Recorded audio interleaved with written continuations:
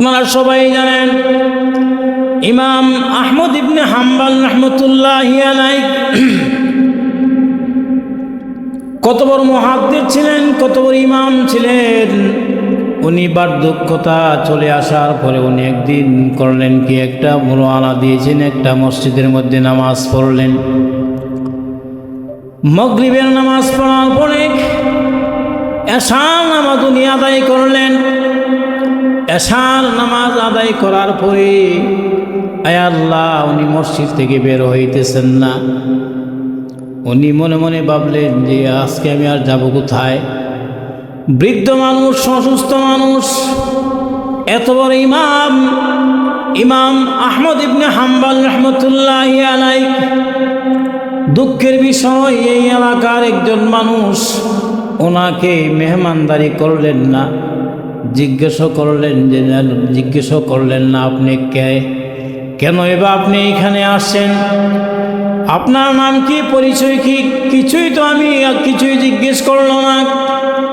ইমাম আহমদ ইবনে হাম্বল রাহমাতুল্লাহি আলাইহি নিরুপায় হয়ে গেল। মনে মনে চিন্তা করলো, আশ্চর্যের বিষয়, একটা লোক আমাকে জিজ্ঞেস করলো না। মসজিদের দায়িত্বশীল যারা আছে ওরা যখন চলে আসলো, আসার পরে বলল আপনি কে, কেনই বা আসছেন? মসজিদ থেকে বের হয়ে যান, মসজিদ আমরা তালা দিয়ে দিব। ইমাম আহমদ ইবনে হাম্বল রাহমাতুল্লাহি আলাইহি নিরুপায় হইয়া, দেখা যায় কেউ মেহমানদারি করে না।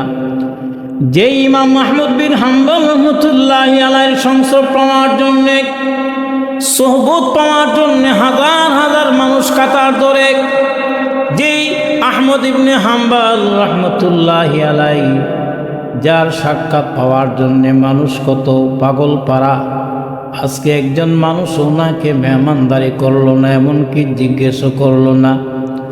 সর্বশেষ মসজিদের দায়িত্বশীল যিনি, উনিও মসজিদ থেকে বের করে দিয়েছে। ইমাম আহমদ ইবনে হাম্বল রাহমাতুল্লাহি আলাইহি উনি নিরুপায় হয়ে উনি এইখান থেকে বের হয়ে হাঁটতে শুরু করেছেন। হাঁটতে হাঁটতে হাঁটতে হাঁটতে গিয়া দেখি একটা ছোট একটি দোকান। এই দোকানের মধ্যে একজন রুটি বানায়, আগুন আছে, চুলাও আছে, আগুনও আছে। এক পর্যায়ে গিয়ে বলল, যুবক ভাই, আপনার এইখানে তো চুলা দেখা যায়, আগুনের ব্যবস্থাও আছে, আমি দুর্বল মানুষ, অসুস্থ মানুষ, আমি আপনার চুলার কাছে বসে বসে কিছু আগুন পোয়াবো, আমার যেন গরমটা লাগে, ঠান্ডা যেন আমার না লাগে, আপনি কি অনুমতি দিবেন? যুবক বলল, সমস্যা নাই, আপনি এইখান থেকে আরাম নিতে পারেন, গরম নিতে পারেন, কোনো সমস্যা নাই। ইমাম আহমদ ইবনে হাম্বল রাহমাতুল্লাহি আলাইহি এই রুটি বিক্রেতার কাছে বসে বসে এক পর্যায়ে উনি আগুন পোহাতে আছে। কিন্তু যেই মাত্র নজর করল, যুবকের চেহারার দিকে যখন নজর করল, যুবকের চেহারার দিকে নজর করে দেখে যুবকের জবান নড়ে। এক পর্যায়ে বললেন যে ভাই, আপনি রুটি বিক্রি করেন, মানুষের কাছে রুটি বিক্রি করেন, ভালো কথা, কিন্তু আপনার জবান দিয়ে সবসময় নড়ে, আপনি কি পড়েন? এক পর্যায়ে বলল, আমি কি পড়ি? আমি ইস্তিগফার পাঠ করি। ইমাম আহমদ ইবনে হাম্বল রাহমাতুল্লাহি আলাইহি বলেন, ইস্তিগফার পাঠ করলে কি ফায়দা? যুবক বলেন, ইস্তিগফার পড়লে অনেক ফায়দা ছাড়া তো আমি কোনো কিছুই পড়ি না। অবশ্যই লাভ আছে দেখেই তো আমি ইস্তিগফার বেশি বেশি পাঠ করি। ইমাম আহমদ ইবনে হাম্বল রাহমাতুল্লাহি আলাইহি বলেন, কি ফায়দাটা আমি কি জানতে পারি? এক পর্যায়ে যুবক বলল, শুনেন, আমি বেশি বেশি ইস্তিগফার পাঠ করার কারণে আল্লাহ পাক আমাকে যা দিয়েছেন, আমি যা চাই তাই আল্লাহ পাক আমাকে দান করে। এক পর্যায়ে উনি হয়ে গেল, ইস্তিগফার পাঠ করার কারণে উনি হয়ে গেল মুস্তাজাবুদ দাওয়াহ। যুবক ডাক দিয়ে বলতে আছি, এই ইস্তেগফার বেশি বেশি পাঠ করার কারণে আমি আল্লাহ পাকের কাছে যা চাই তাই আমি পেয়ে যাই। এই জন্য বেশি বেশি করে ইস্তেগফার পাঠ করি। ইমাম আহমদ ইবনে হাম্বল রহমতুল্লাহি আলাইহি আশ্চর্য হয়ে গেল। আশ্চর্য হয়ে বলেন, তাহলে আপনি সব কিছু পেয়েছেন? বলে, হ্যাঁ, আমি সব কিছুই পেয়েছি, তবে একটা জিনিস আমি পাই নাই। এত দুরূদ ইস্তেগফার পাঠ করি, এত কান্নাকারি করি, কিন্তু আমার মনের মধ্যে একটা বাসনা এবং একটা জিনিস পাওনা আল্লাহ পাকের কাছে, সেই জিনিসটা আমি এখনো পাইতেছি না। ইমাম আহমদ ইবনে হাম্বল রহমতুল্লাহি আলাইহি বলেন, কি সেই জিনিসটা? কি যেই জিনিসটা আপনি পান না, আমি কি জানতে পারি? ইমাম আহমদ ইবনে হাম্বল রহমতুল্লাহি আলাইহি যেই মাত্র প্রশ্ন করলো, প্রশ্ন করার সাথে সাথে যুবক উত্তর দিয়ে বলতে আছে, শুনেন, এই জমানার সবচেয়ে বড় আলেম ইমাম আহমদ ইবনে হাম্বল রহমতুল্লাহি আলাইহিকে দেখার মনের মধ্যে বড় একটা আশা ছিল। আমার মনের মধ্যে বড় একটা আশা ছিল, যদি আমি ওনার সাক্ষাৎ পাইতাম, যদি ওনার চেহারাটা আমি এক নজর দেখতে পারতাম। দীর্ঘদিন পর্যন্ত আমি আল্লাহ পাকের কাছে চোখের পানি ছেড়ে দিয়া কান দিয়া দোয়া করি, কিন্তু এই দোয়াটা কবুল হইতেছে না। জানি না মৃত্যুর আগে আমি আহমদ ইবনে হাম্বল রহমতুল্লাহি আলাইহিকে দেখতে পাইব কিনা। মনের মধ্যে বড় আশা, আমি ওনাকে পাইতেছি না, দেখতেছি না। ইমাম আহমদ ইবনে হাম্বল রহমতুল্লাহি আলাইহি বলেন, আপনি কোনো টেনশন করার কোনো কারণ নাই। আপনি মুস্তাজাব দাওয়াত, আপনি যা চান তাই আপনি পান, এই জিনিসটা আমার বিশ্বাস হয়েছে। আপনি যে একজন মাকবুল আল্লাহর বান্দা, আল্লাহ পাক রব্বুল আলামিনের মাকবুল বান্দা, সেই জিনিসটা আমার বিশ্বাস হয়েছে। আপনার মনের মধ্যে যে আশা, যাকে পাওয়ার জন্যে দীর্ঘদিন পর্যন্ত চোখের পানি ফালাইতেছেন, এই লোকটা আপনার কাছেই বসা আছে। সুবহানাল্লাহ। ইমাম আহমদ ইবনে হাম্বল রহমতুল্লাহি আলাইহি বলেন, হ্যাঁ, আমি ইমাম আহমদ ইবনে হাম্বল, যাকে পাওয়ার জন্যে, যাকে দেখার জন্যে দীর্ঘদিন পর্যন্ত আপনি দোয়া করতেছেন, আমি হইলাম ইমাম আহমদ ইবনে হাম্বল রহমতুল্লাহি আলাইহি। আল্লাহু আকবার। এক পর্যায়ে ইমাম আহমদ ইবনে হাম্বল বলেন, আপনি যে মুস্তাজাব দাওয়াত, আপনি যে মকবুল বান্দা, এটা আমার বিশ্বাস হয়ে গেছে। আপনি করেন কি? বলে, আমি কোনো কিছুই করি না। এই যে কাজগুলো করি, এই কাজগুলো আমি করি, সব সময় আমি ইস্তেগফার পাঠ করি। হে মুমিন মুসলমান যুবক, তোমরা ভালো করেই শোনো, ইস্তেগফার যদি তোমরা পাঠ করতে পারো, ইস্তেগফার ছোট একটি আমল, কিন্তু পাওয়ার অনেক বেশি। ইস্তেগফার সব সময় আপনি পড়তে পারেন। আস্তাগফিরুল্লাহ, আস্তাগফিরুল্লাহ, এই আমলটা যদি আপনি সব সময় করেন, আপনি তো ইমাম আহমদ ইবনে হাম্বল রহমতুল্লাহি আলাইহি। আল্লাহু আকবার। এই যে যুবকের মতন মুস্তাজাব দাওয়াত হয়ে যাইতে পারেন। বসে আছেন, চুপে চুপে পড়েন, ইস্তেগফার পাঠ করেন, কারো সাথে কথা বলেন, চুপ চুপ চুপে চুপে ইস্তেগফার পাঠ করেন। গাড়ি দিয়ে চলতে আছেন, ইস্তেগফার পাঠ করেন।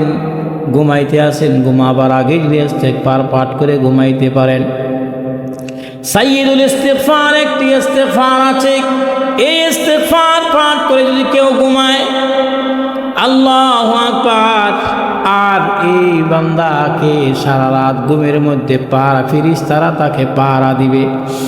এই সাইয়্যিদুল ইস্তিগফার পাঠ করে যদি আপনি ঘুমাইতে পারেন, আর যদি আপনার মৃত্যুবরণ হয়ে যায় যুবক, তাহলে তোমার জন্য জান্নাত আল্লাহ পাক ওয়াজিব করে দিয়ে দিবেন। আমরা তো ইস্তেগফারের আমলটা জানি না, করিও না। এই জন্য আমাদের উচিত সব সময় ইস্তেগফার পাঠ করা। ঘুমানোর সময় উযু করি আমরা ঘুমাবো, ঘুমানোর সময় আমরা উযু করে ঘুমাইব,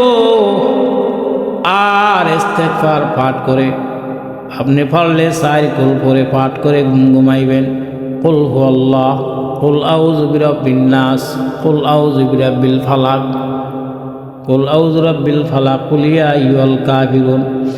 এই 4 কুল পাঠ করে যদি কেউ মাথা থেকে পা পর্যন্ত হাতটা বুলায়া যদি ঘুমাইতে পারে, আল্লাহু আকবার। আর এই রাত্রে যদি আল্লাহ না করুক বান্দা যদি মৃত্যুবরণ হয়ে যায়, মৃত্যুবরণ করতে দেরি, এই বান্দা জান্নাতে যাইতে দেরি হবে না।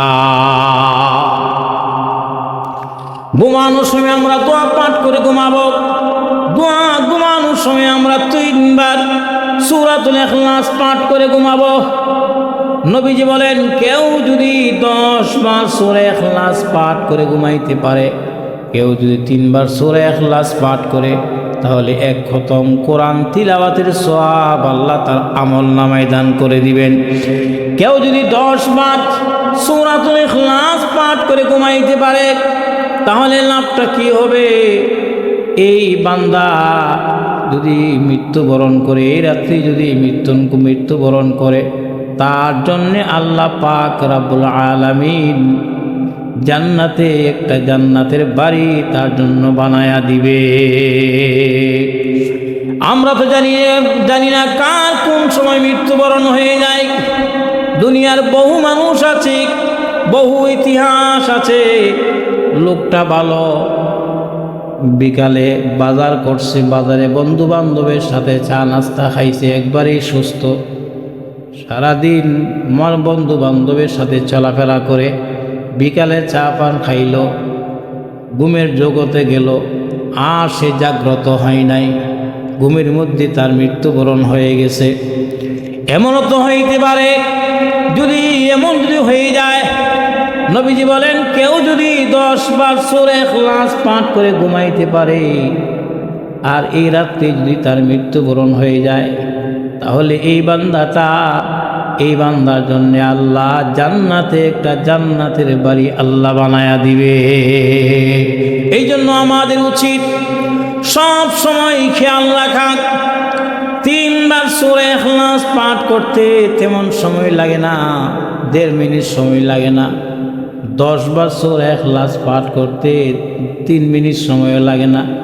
যুবক, তুমি ফেসবুক নিয়ে ব্যস্ত, সারা রাত তুমি আজে বাজে জিনিস নিয়ে তুমি ব্যস্ত, সব কিছু দেখো ভালো কথা, তবে ঘুমানোর সময় যদি এই ছোট্ট আমলগুলা কইরা যদি ঘুমাইতে পারো রে বান্দা, তাহলে আল্লাহ পাক তোমার জন্য জান্নাত ওয়াজিব করে দিবে।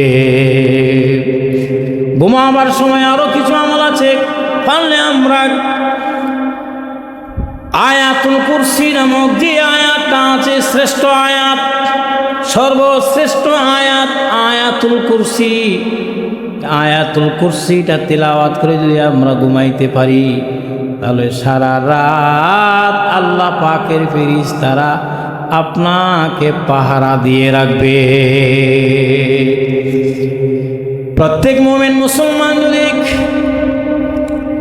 প্রত্যেক নামাজের পরে, ফরজ নামাজের পরে আয়াতুল কুরসি যদি তিলাওয়াত করতে পারে, আয়াতুল কুরসি শ্রেষ্ঠ আয়াত, এই আয়াতটা যদি তিলাওয়াত করে যদি ঘুমাইতে পারে, আর যদি তার মৃত্যুবরণ হয়ে যায়, নবীজি বলেন প্রত্যেক নামাজের পরে আয়াতুল কুরসি তিলাওয়াত করে এই আমলটা যদি কেউ নিয়মিত করতে পারে, এই বান্দা মরতে দেরি, তার জন্য জান্নাত ওয়াজিব হইতে দেরি হয় না। কুরআনুল কারীমের মধ্যে কতগুলো আয়াত আছে, আয়াত হিসাবে শ্রেষ্ঠ, কতগুলো আয়াত আছে আয়াত হিসাবে শ্রেষ্ঠ, কতগুলো সূরা আছে সূরা হিসাবে শ্রেষ্ঠ, আয়াত হিসাবে শ্রেষ্ঠ। এই আয়াতের নাম হলো আয়াতুল কুরসি। সূরা হিসাবে শ্রেষ্ঠ যেমন সূরাতুল ইখলাস, সূরাতুল ইখলাস আর সূরা ইয়াসিন এবং সূরাতুল ওয়াকিয়া, সূরাতুর রহমান, এই যে কতগুলা সূরা, এই সূরা যেন আমরা তিলাওয়াতগুলা করি, এগুলা এই সূরা হলো সূরা হিসাবে শ্রেষ্ঠ। এই জন্য আমরা ইস্তেগফারের আমল সব সময় করবো ইনশাআল্লাহ, মনে থাকবো তো ইনশাআল্লাহ। সবাই যেন সূরাতুল ইখলাস এবং এই যে ইস্তেগফারের আমল সবাই সবসময় যেন ইস্তেগফারের আমল করতে পারি। ইস্তেগফার হলো যদিও ছোট, কিন্তু এটার পাওয়ার সবচেয়ে বেশি। ইস্তেগফারের কারণে মুস্তাজাবুদ দাওয়াত হয়ে গেল যুবক। ইমাম আহমদ ইবনে হাম্বল রাহমাতুল্লাহি আলাইহি বলেন, তোমার মনের বাসনা পূরণ করার জন্য আমাকে আল্লাহ পাক রব্বুল আলামিন তোমার দরবারে পৌঁছায় দিয়েছে। তুমি তোমার দোয়ার অ্যাকশনটা কেমন দেখো রে যুবক। তোমার দোয়ার অ্যাকশন ছিল, তোমার মনের বাসনা ছিল ইমাম আহমদ ইবনে হাম্বলের সাথে সাক্ষাৎ করা। আল্লাহ পাক রব্বুল আলামিন আমাকে গাঢ় দইরা তোমার দরবারে পাঠায় দিছে। তোমার মনের বাসনা আল্লাহ পূরণ করে দিয়েছে। আল্লাহ পাক রব্বুল আলামিন আমাদেরকে বেশি বেশি ইস্তেগফার পাঠ করার তৌফিক দান করুক। সবাই বলি আমিন।